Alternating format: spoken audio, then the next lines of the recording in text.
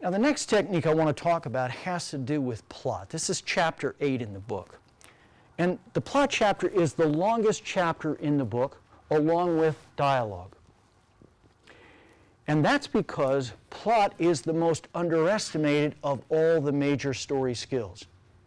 Most writers who've been working for any amount of time know that you've got to have great characters, good dialogue. But when it comes to plot, they think, well, I'll just figure it out as I go. Guess what? They never do. The negative side of this is that plot has the largest collection of very specific techniques that go into it, that need to be mastered to be great at plot.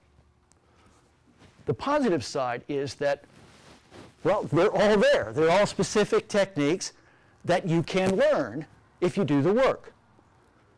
Now, let me start off by talking about what plot is not.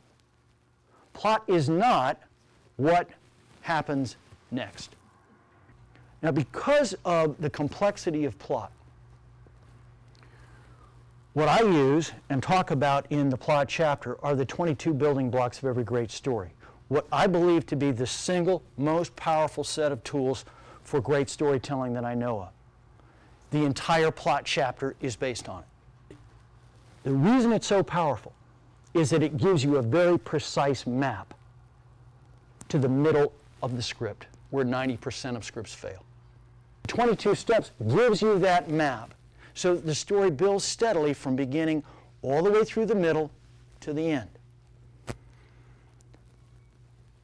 Now, the first technique about plot that I want to tell you about is concentrate on the opponent when figuring out your plot. Concentrate on the opponent.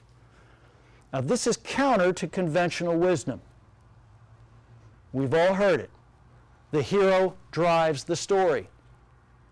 In this particular case, conventional wisdom is correct. But that's the end point of plot. That's what the audience experiences. But as writers, that's not how we figure out the plot. Right? The way we figure out the plot is to start with the opponent. Because this is the character that will provide all the surprises in the story, all the reveals. And plot is based on surprises. Now that leads to the next point about plot, which is always think of your opponent as an iceberg.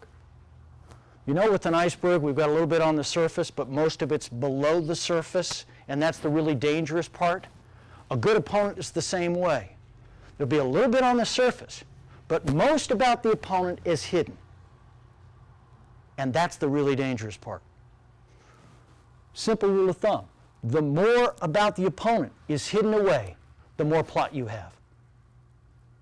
Because that means the more reveals you can spring on the hero and the audience.